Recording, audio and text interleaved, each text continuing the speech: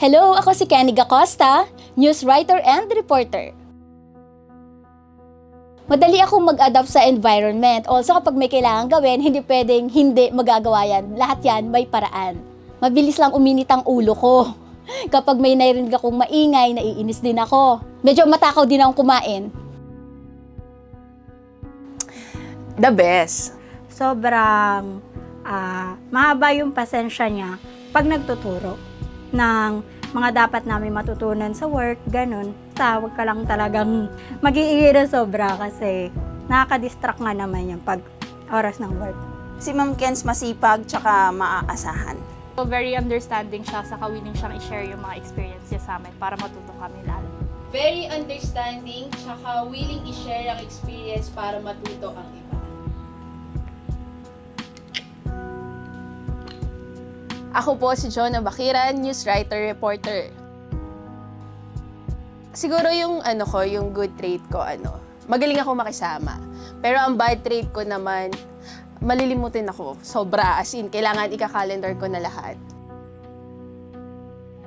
Naku, hindi mo na yan kailangang utusan. Lahat gagawin niya. Alam na niya kung ano mga susunod na dapat gawin. Friendly and lovable po. Si Jonah masipag din, lalo na kapag inuutusan ni Ma'am Jack sa mga merch.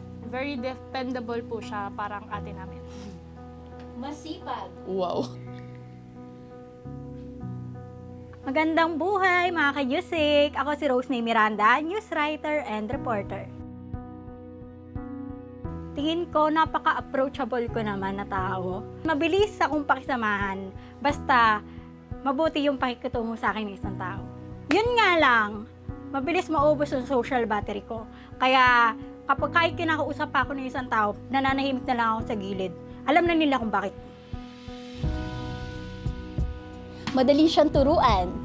Maaasahan. Tahimik lang pero palaban. Very reliable naman po si RM, both sa trabaho saka sa pagiging kaibigan po. Maaasahan.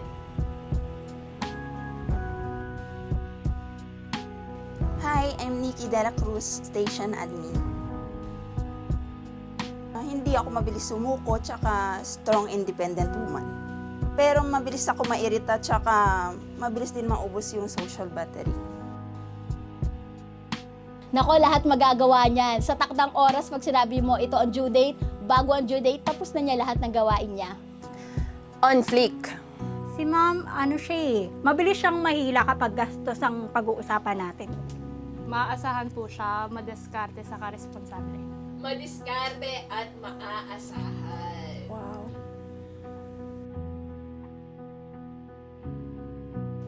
Ako po si Mika Fajardo, isang news writer and production assistant.